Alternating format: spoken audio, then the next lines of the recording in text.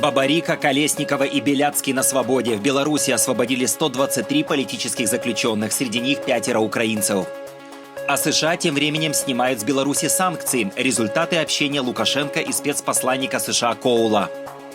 Очередная массированная российская атака по Украине. Впервые в Одессу долетели кинжалы. Под удар попали и турецкие танкеры в порту Черноморска.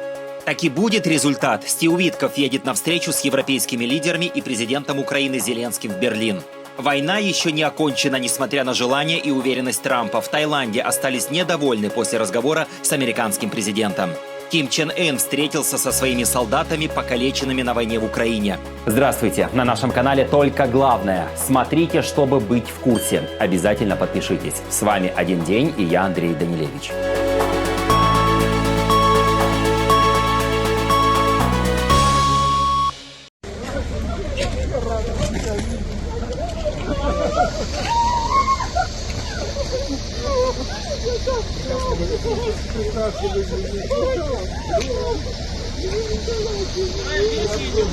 Слезы радости и крепкие объятия – это первые кадры сразу после выхода на свободу белорусской оппозиционерки и активистки Марии Колесниковой. Ее освобождение долго считалось практически невозможным и воспринималось как красная линия для режима Лукашенко.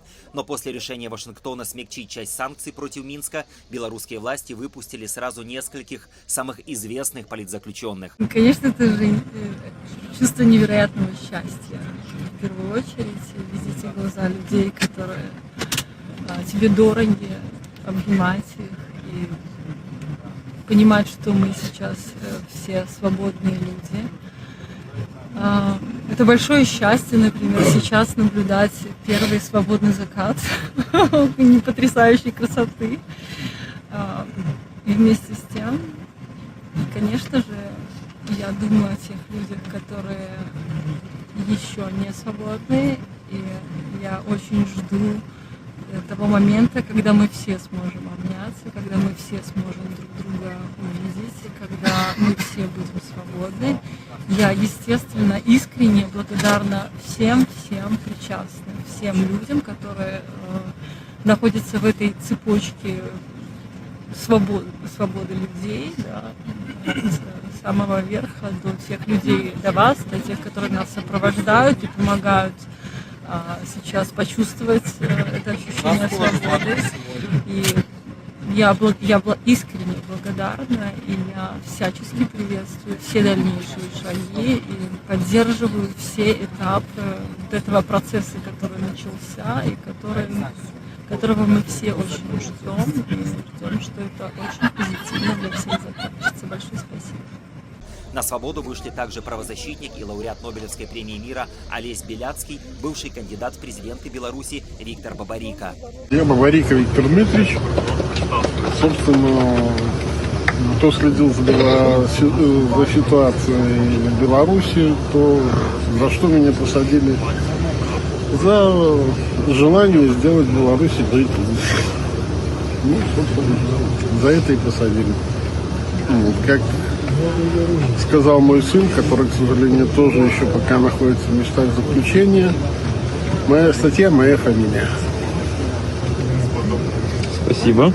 Всего, по данным белорусской и американской сторон, были освобождены 123 человека, включая 5 граждан Украины. Освобожденных узников режима Лукашенко встречали за пределами Беларуси представители Украины и международных посредников. В Украине освобожденных встречал лично начальник Главного управления разведки Минобороны Кирилл Буданов.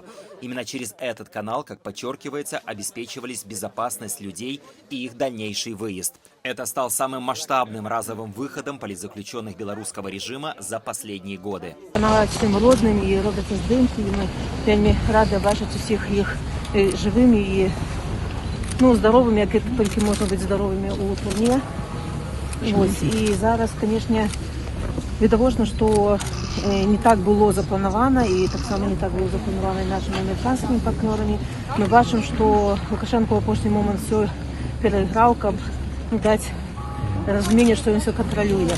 І тут і людей шукали, і и у нас вся інфраструктура підготовлена. Але ж, звісно, такий шикарний удар, ми все разом одоліємо. Звісно, зараз усі розуміють, що треба логістику переробляти. Ми на сувязі з польським боком, і з українцями, і з американцями, звісно, все це координується, але ну, це такі додаткові тяжкості. Через 20-го це коли буде повний спис? Зараз чекаємо повний спис, некоторих вже бачили імени, але ж почекайте кришечку, бо ви повинні розуміти, що для всіх це трохи хаотично відбулося, і раз несколько хвилин уже приїде сюди і Крис Сміт, і Джон Пол, і тоді у нас буде більше розуміння, хто у списах.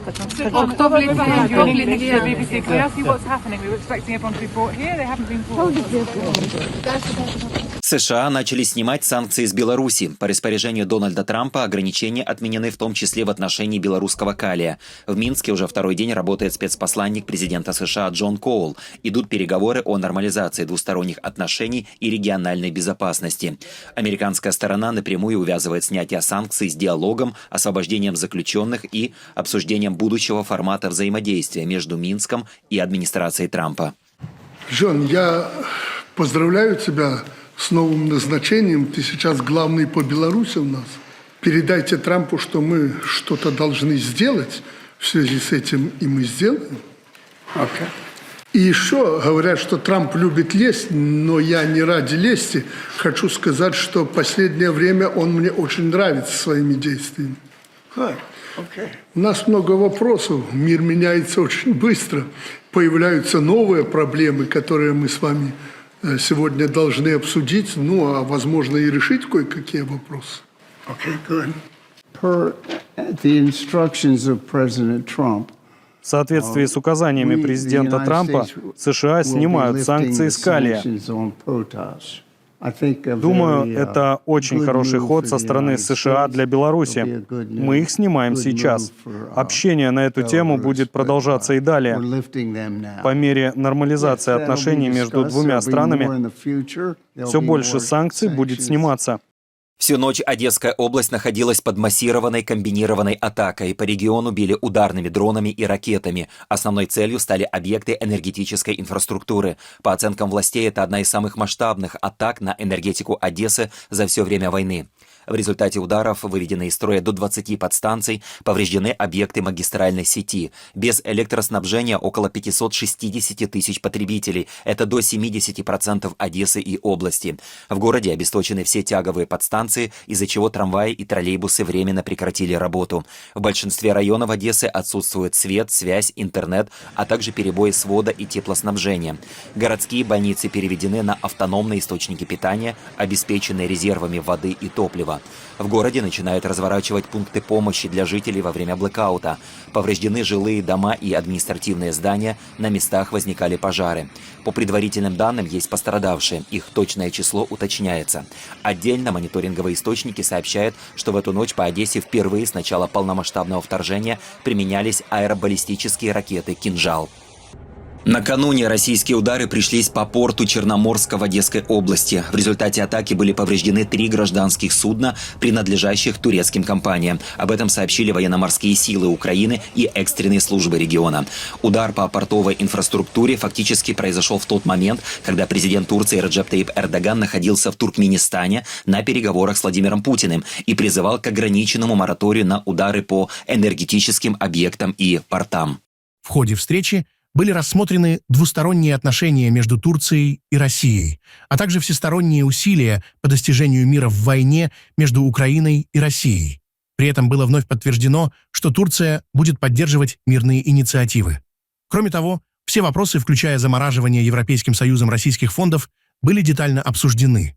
Президент Эрдоган отметил, что предпринимаемые усилия по завершению украинско-российской войны справедливым и устойчивым миром имеют большую ценность, и что, по его мнению, возможно добиться прогресса в сферах, которые приносят практическую пользу обеим сторонам.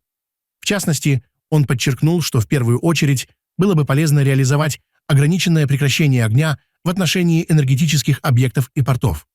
Президент Эрдоган также заявил, что Турция внимательно следит за переговорными процессами, направленными на завершение войны, и в этом контексте готова принимать переговоры в любом формате.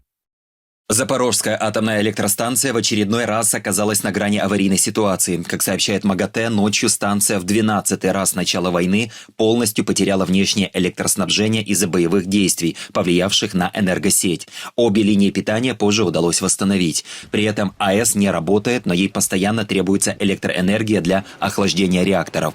В МАГАТЭ вновь призвали стороны к военной сдержанности, чтобы не допустить ядерной аварии.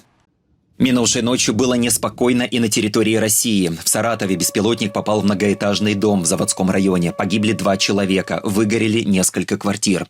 По данным региональных властей, целью атаки могла быть промышленная зона, в том числе объекты нефтепереработки, однако дрон упал на жилой дом. В Курской области при атаке беспилотника был ранен мирный житель, а в Воронежской области из-за повреждения оборудования приостановил работу цех одного из предприятий, связанного с нефтепереработкой. Как сообщает The Wall Street Journal со ссылкой на источники, Дональд Трамп направляет в Европу своего спецпредставителя Стива Уиткофа для переговоров по возможному мирному урегулированию войны в Украине. По данным издания, Уиткоф планирует встретиться с президентом Украины Владимиром Зеленским, а также с лидерами ключевых европейских стран – Франции, Великобритании и Германии на встрече, которая должна пройти в Берлине в ближайшие выходные. Цель визита – попытка согласовать позиции вокруг американского мирного плана и снизить разногласия между Вашингтоном, Киевом и европейскими союзниками. При этом, как отмечает источник из The Wall Street Journal, США готовы активнее включаться в переговорный процесс только в случае, если увидят реальные шансы на достижение договоренностей, а не затягивание обсуждений без конкретного результата. При этом, как дополняет картину издание Axios, визит Стива Уиткофа в Европу – это не просто дипломатическая миссия, а часть более жесткой линии администрации Трампа по ускорению переговоров. По данным Axios, в подготовке и продвижении мирного плана напрямую участвует Джаред Кушнер, а на Киев оказывается давление с требованием дать четкий и быстрый ответ по американским предложениям. Источники издания утверждают, что речь идет не об одном документе, а о нескольких пакетах договоренностей по прекращению войны, гарантиям безопасности и послевоенному восстановлению. Более того, Украина уже направила США письменные ответы и замечания по пунктам плана, что указывает на переход переговоров из политической стадии в предметную. Таким образом, поездка Уиткофа, о которой пишет Wall Street Journal по версии Axios, это попытка зафиксировать конкретные договоренности, а не просто сверить часы с европейскими союзниками. Дональд Трамп заявил, что США расширяет борьбу с трафиком запрещенных веществ и после операции на море начинает действовать и на суше. По его словам, перехват поставок уже значительно сократил объемы запрещенных веществ, поступающих в страну. В Белом доме подчеркнули, что речь идет о защите граждан и усилении контроля над транснациональной преступностью.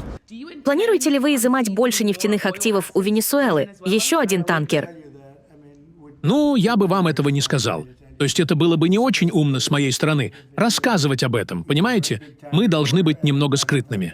Вы очень крупный репортер. И я не думаю, что хотел бы рассказывать об этом крупному репортеру или мелкому репортеру. Но мы уничтожаем наркотики на уровнях, которых никто никогда раньше не видел. Мы перекрыли 96% наркотиков, поступающих по воде. И никто не может понять, кто эти 4%. Я бы не хотел быть этими 4%, но 96% наркотиков, поступающих по воде. Каждая лодка, которую вы видите уничтоженной, вы только что спасли 25 тысяч американских жизней. Но мы перекрыли 96% наркотиков, поступающих по воде. И теперь мы начинаем по суше. А по суше это гораздо проще. И это начнет происходить. И мы не позволим людям уничтожать нашу молодежь, уничтожать наши семьи, всех. Но это не только наземные удары по Венесуэле. Это наземные удары по ужасным людям, которые завозят наркотики и убивают наших людей. Знаете, если бы мы были на войне и теряли 300 тысяч человек в год, а именно такова реальная цифра, а не 100 тысяч, вы постоянно слышите про 100, но все намного хуже, потому что семьи разрушаются, когда они теряют своего ребенка. Если бы мы были на войне и теряли 2 или 3 сотни тысяч человек, а я думаю, что это больше 300 тысяч, это была бы война. Это была бы война, которой никто никогда не видел. Никто никогда не видел ничего подобного. И именно это сейчас происходит. Так что это не обязательно должна быть Венесуэла. Люди, которые завозят наркотики в нашу страну, являются целями. Параллельно Вашингтон усиливает давление на Каракас на практике. США уже изъяли танкер «Скипер» с почти 2 миллионами баррелей венесуэльской нефти и дали понять, что это не последний случай. Минфин США ввел санкции против еще 6 танкеров, которые перевозили нефть PDVSA и скрывали свое местоположение, в том числе судно «White Crane». Под ограничения также попали 3 племянников супруги Николаса Мадуро, связанных с нефтяными поставками.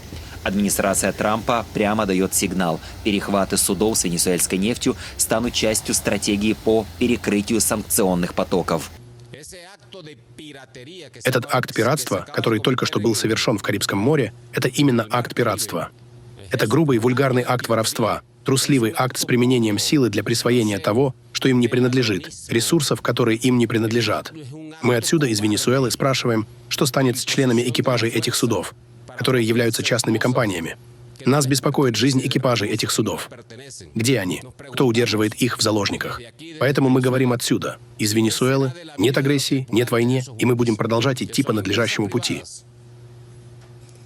Президент США Дональд Трамп заявил, что провел телефонные разговоры с премьер-министрами Таиланда и Камбоджи на фоне обострения боев на их общей границе. По словам Трампа, после этих переговоров стороны якобы согласились немедленно прекратить стрельбу и вернуться к ранее достигнутым договоренностям о прекращении огня при посредничестве США и Малайзии. Однако уже через несколько часов это заявление было поставлено под сомнение самими участниками конфликта. Таиланд заявил, что боевые действия продолжаются, назвал слова Трампа неточными и обвинил Камбоджу в установке новых мин. Камбоджа, в свою очередь, сообщила о новых ударах по своей территории и предложила привлечь США и Малайзию для проверки, кто первым открыл огонь. Придорожный взрыв, в результате которого ранее были убиты и ранены многочисленные тайские солдаты, был несчастным случаем. Однако Таиланд, тем не менее, ответил очень жестко. Обе страны готовы к миру и продолжению торговли с Соединенными Штатами Америки. Я предложил обоим лидерам, чтобы военные или соответствующие ведомства США и Малайзии использовали свои возможности по сбору информации, включая спутниковые изображения, зафиксированные в тот период, а также в течение последующих 24 часов, для проверки того, какая сторона первой открыла огонь. Это может быть самым простым и прозрачным способом установить обстоятельства произошедшего. Камбоджа готова сотрудничать любым необходимым образом. Никаких переговоров о прекращении огня не было, никаких договоренностей достигнуто не было. Разговор был исключительно для обновления информации о ситуации. В ходе него я вновь подчеркнул, что на границе конфликт между двумя странами продолжается, и Таиланд будет вынужден действовать для защиты своего суверенитета и своих граждан. А они прекратили обстрелы. Камбоджа сегодня утром вела по нам интенсивный огонь. Теперь они открыли огонь по району за пределами зоны боевых действий. Сегодня утром Камбоджа применила БМ-21 по гражданскому району, где находились мирные жители, что привело к тяжелым ранениям и потере конечностей. Так должен ли Таиланд вообще кого-то слушать?